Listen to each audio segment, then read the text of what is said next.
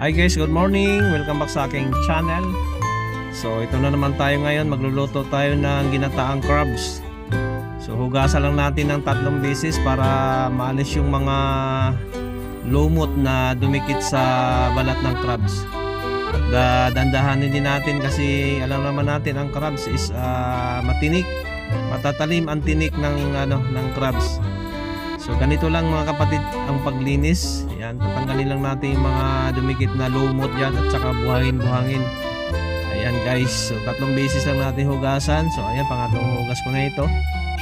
So ganun lang mga kapatid, no? Tanggalin lang natin tong mga dumi.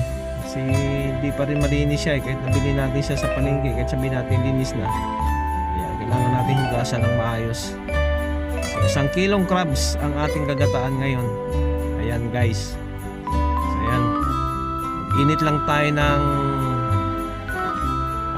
kawali. So ayan, nagayat ko na yung mga sibuyas, luya at saka bawang. So maglagay lang tayo ng mantika, kunting mantika lang. At huwag natin masyadong palakasan yung apoy. So ayan guys, lawalawin lang natin tong mantika para mag-init. Ayan, lagay natin tong bawang. Pero yung iba inuuna yung luya saka sibuyas, pero ako inuuna ko yung bawang. Basta huwag lang masunog guys. Pag nag brown, itabi natin sa gilid. Sunod natin ang sibuyas. So, ayan guys, sunod na natin ang sibuyas. So ganun lang kasimple magluto ng crabs. Igisa mo lang sa sibuyas, bawang at luya. So guys, ganito lang guys. Sunod na natin tong luya. Ayan, napakadali lang lutuin ng ginataang crabs. Ano lang guys. So isunod na natin tong crabs. So ayan, kinamay ko na lang muna kasi matinik. So maganda pagkamayin para i-plaster mo talaga dyan sa kawali. Ayan, mahirap lang naman ito pagbaliktad eh. Ayan, ganito lang magluto ng crabs. Igisa lang natin sa bawang, sibuyas, luya. Ayan, pang nag-brown na, saka natin ilagay ang kalabasa at sitaw. Ayan, hirap baliktarin. Kamayin ko sana, kaso lang mainit naman pag kinamay pagbaliktad. Dapat pala itong ang ginamit ko. So ayan guys, ayan, baliktarin lang natin.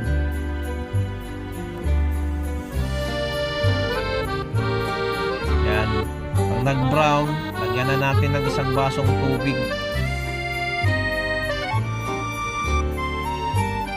Ganun lang mga kapatid. Napakasimple lang nitong lutuin ang crabs. Napakabilis lang talaga. Kasi mabilis lang siya maluto. Tingnan mo, nag brown na agad oh. Ayan mga kapatid, napakadali lang talaga niyang lutuin. Ayan oh. Tsaka 2 gulay lang ang pwede mong ihalo dito, kalabasa, sitaw. Ayan guys, so maglagay lang tayo ng 1 basong tubig mga kapatid. So ayan. Ayan guys, sunod natin ang kalabasa pag kumulo na. Ayan oh. Sunod natin ang kalabasa. Kailangan sa kalabasa hindi masyadong durog. Kasi mabilis lang maluto tong kalabasa eh. Ayan mga kapatid, ganda ng kalabasa. So isunod na natin tong sitaw. Ayan oh. Naku, maparami tayo ng kanin nito mamaya. Kahit bahaw yan, sinangag, walang problema yan. Bagong lutong kanin, napakasarap nito. Ayan guys, takpan lang natin. Ayan, kailangan sa gulay hindi masyadong overcook. Ano lang kapatid, mga kapatid ko dyan na mahilig sa crabs. So ganito, try nyo magluto ng ganito mga kapatid. So ayan oh, medyo luto na tong sitaw. Ilagay na natin ang gata. Sarap nito mga kapatid. Ayan. Very simple lutuin. Napakabilis lang talaga niyang lutuin. Ayan guys. Makasarap nito guys. Takpan lang natin. Ayan, ito na yan. Sariwa ng gulay, green na green. Napakasarap tingnan ng ano. Matatakam ka talaga. So, ayan guys. Lagyan ko lang ng pampalasa. Nilagay ko magic sarap. So, ayan.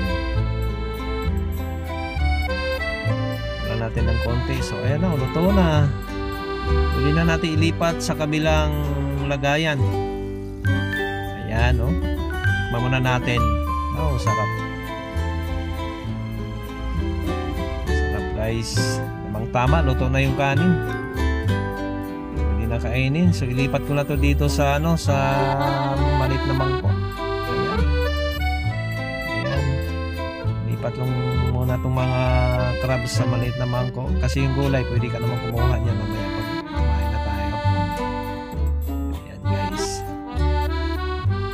lang kadali magluto ng crabs na ginataan. Wow, sarap. Ayan. Magkamay na lang tayo pag kumain para masarap talaga, feel na feel. So maraming salamat guys sa iyong panonood. Bye everyone. Ito, wow, lumikit pa yung kanin sa ano ko, sa kamay ko. Ang sarap. Ang taba guys.